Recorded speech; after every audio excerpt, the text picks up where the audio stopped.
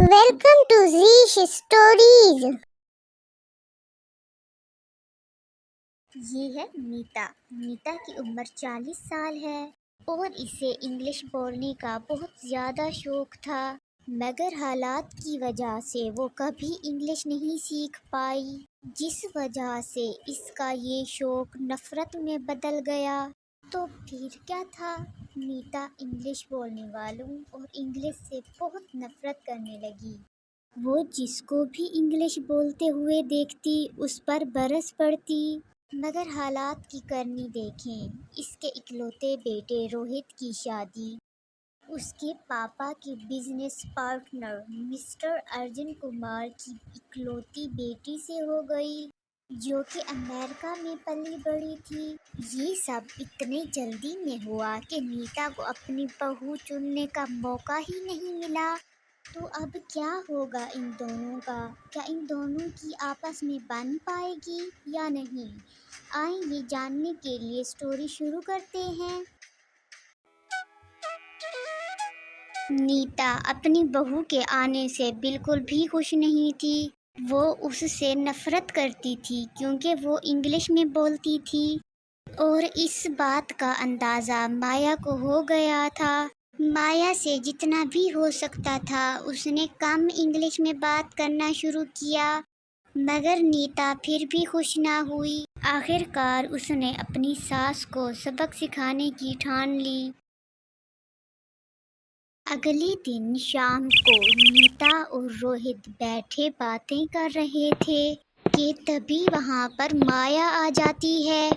अच्छा बेटा, अब मैं किचन में जाती हूँ, मुझे खाना बनाना है। माया को देखते ही नीता फौरन वहाँ से उठकर चली जाती है। माया रोहित के साथ आकर बैठ जाती है और उससे कहती है, रोहित, तुम्हारी मॉम के साथ क्या प्रॉब्लम है? वो मुझसे बात क्यों नहीं करता है? मॉम को इंग्लिश नहीं आती इसलिए, और तुम इंग्लिश में बात करती हो। मैं कोशिश कर रहा है ना, पर तुम्हारी मॉम मानता नहीं है। अब मेरा बस हो गया है, अब तुम देखना मैं करता क्या है। माया ने तो ठान ही लिया था कि अपनी सास को इंग्लिश सिखाकर ही रहूंगी। कुछ दिन बाद माया के घर दावत थी। दोनों परिवार इकट्ठे दावत पर मौजूद थे। वहाँ पर माया की मॉम माया की सास से इंग्लिश में बात करती है। Hello Mrs Kapoor, how are you? ये बात सुनकर नीता तो 2 मिनट के लिए खामोश ही हो जाती है। तभी माया कहती है, मॉम स्पीक इन हिंदी। मेरी सासू मॉम को इंग्लिश बोलना नहीं आता। क्या वाकई आज के दौर में भी कोई ऐसा है जिसे इंग्लिश नहीं आती?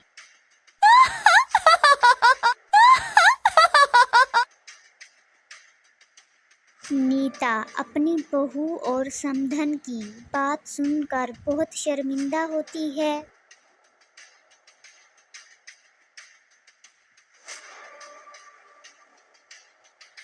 मगर अभी तो ये शुरुआत थी। माया ने तो बहुत कुछ सोच रखा था।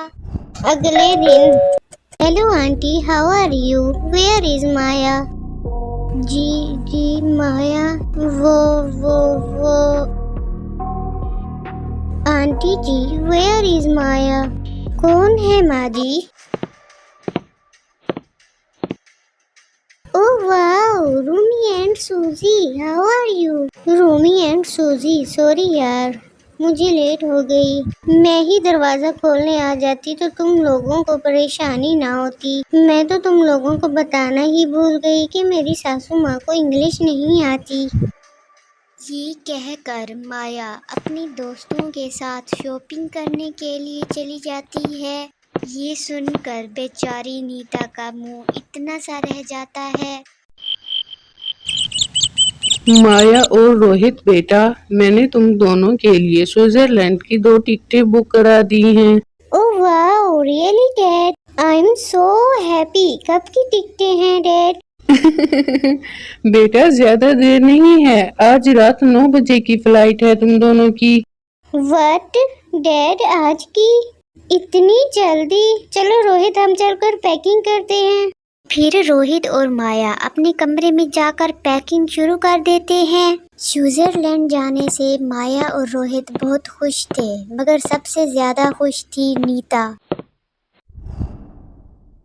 चलो, 1 महीने के लिए तो इससे जान छूटी। नहीं, फिर 1 महीने के बाद जब ये वापस आएगी तो फिर क्या होगा? Hello aunty, how are you? Where is Maya? जी माया, वो मेरी सासू माँ को इंग्लिश नहीं आती। नहीं, मैं ऐसा नहीं होने दूंगी।